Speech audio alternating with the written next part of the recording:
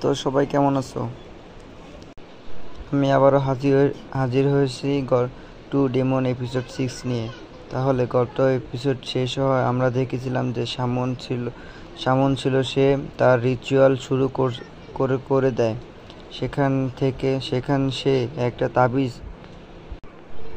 মাস্টারের শরীরের সাথে লাগিয়ে দেয় এবং এটার সামনে সে এক সময় সে চেষ্টা করে তার শরীরের ভেতর থেকে ইভিল স্পিরিট বের করে আনার চেষ্টা করে, কিন্তু তখনই বোঝা যায় যে তার শরীরের ভেতরে যে ইভিল স্পিরিট আছে সেটা খুব শক্তিশালী এবং সে ততই সহজে বের হবে না। তারপর সে আরও জোর করে বেশি মন্ত্র পড়তে শুরু করে। যেমন সে মন্ত্র পড়ছিল তেমন সে মাস্টারের শরীরের ভেতরে ইভিল স্পিরিট চিৎকার করতে শুরু করে এবং এখানে অনুভব করে সে হয়তো কেউ বাইরে আসে। সে বলে, এটাকে ম্যাডাম তো বলছিল পুরো এলাকাটা খালি করা হয়েছে, কারণ যদি এখানে কেউ চলে আসে আমাকে বিভ্রান্ত করে তাহলে সেটার ফল খারাপ হতে পারে। এরপর দেখানো যায় যখন সে পেছনে তাকায়, মাস্টারের শরীরের ভেতরে ইভিল স্পিরিট আরও শক্তিশালী হয়ে গেছে এবং প্রবল শক্তির স্রোত বের হতে শুরু করে। সামন বেচারা শীতকে গিয়ে একটা দেওয়ালে ধাক্কা খায়। ঠিক তখনই আমাদের জিংও এবং গার্ড গোচ্যাং ভেতর প্রবেশ করে। তারা দুজনে জিজ্ঞেস করে এখানে কি হচ্ছে। গোচ্যাং দাঁড়িয়ে সামনে গিয়ে বলে, তুমি কি করছো ম্যান্ডার মাস্টারের শরীরের সাথে? জিংও বলে, ওহ তাহলে উনি ম্যান্ডার মাস্টার। সে সামনে গিয়ে তাকে সম্মান জানিয়ে বলে, ফাদার আমি আপনার সাথে দেখা করতে এসেছি। কিন্তু দেখা যায় মাস্টার তো অজ্ঞান হয়ে পড়ে আছে আর তার শরীরে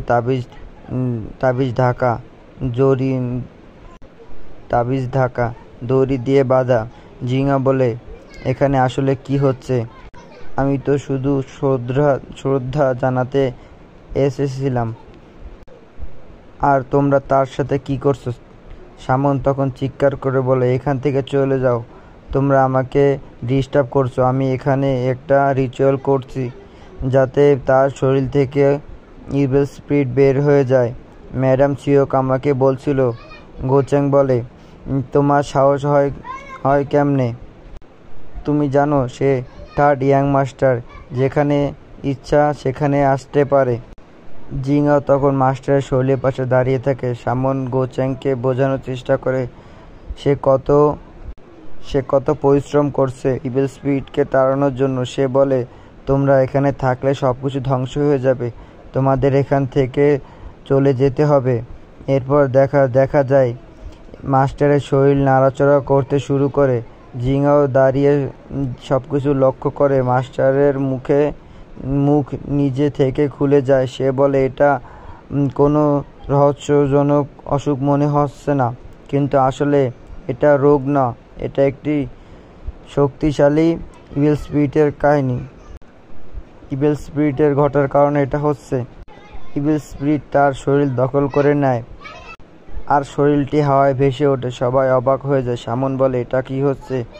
ইভিল স্পিরিট তো পুরোপুরি দখল করে ফেলছে, আমরা দেরি করে ফেলছি, তাড়াতাড়ি ধরে রাখো। আমি চাই না যে দড়িগুলো ছিঁড়ে যাক। জিংয়া ও গোচিং দৌড়ে গিয়ে তার হাত পা ধরে ফেলে।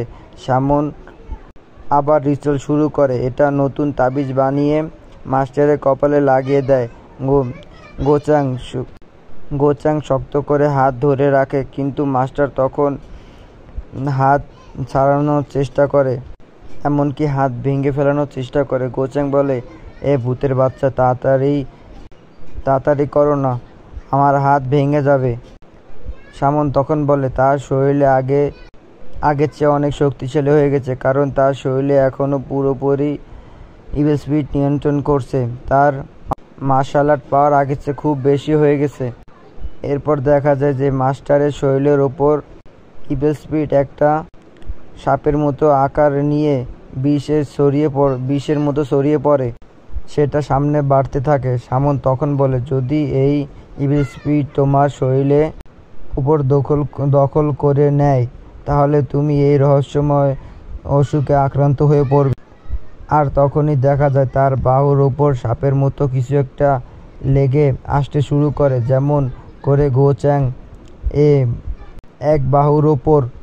গো-চ্যাং সেখানে কান্না করে দেয় এবং বলে, ভূতের বাচ্চা, তুই আমাকে এখানে মেরে ফেলতে চাস?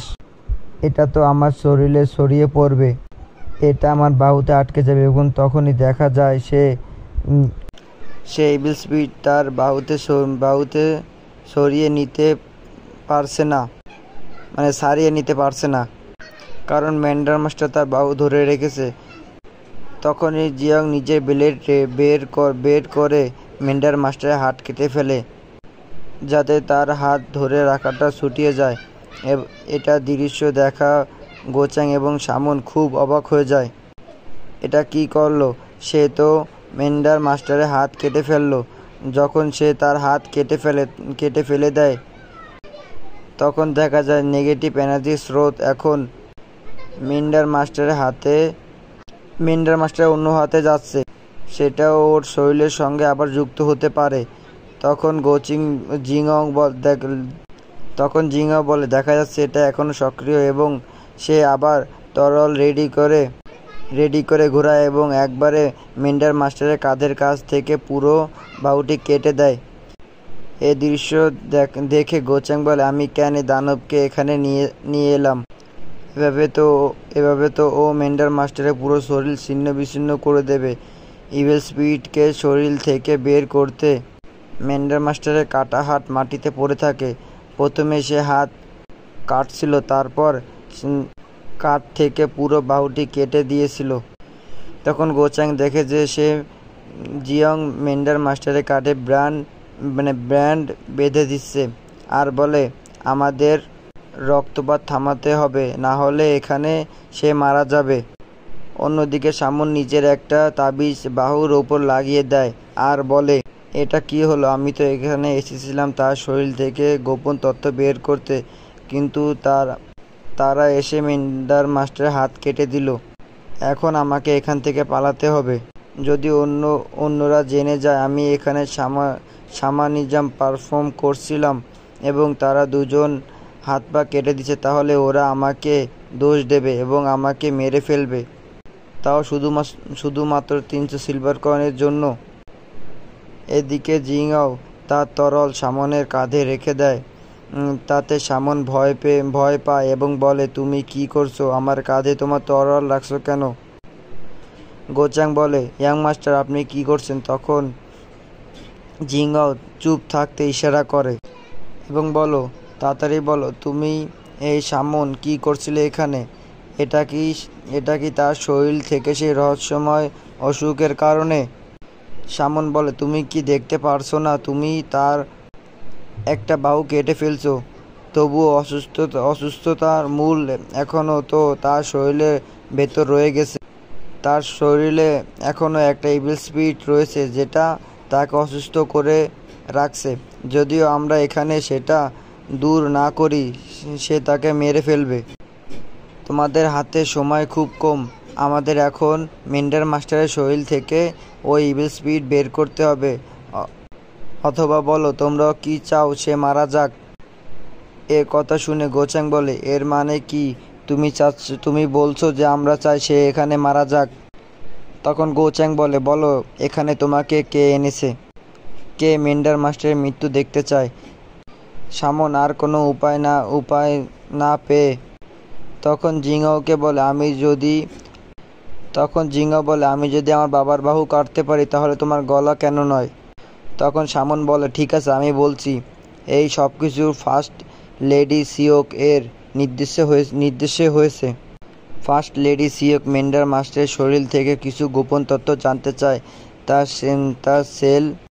তার সিল এবং একটি ম্যানুয়াল সম্পর্কে জানতে চায়, যেটা আমি শরীর থেকে ইভিল স্পিরিটকে প্রশ্ন করে জানতে পারি।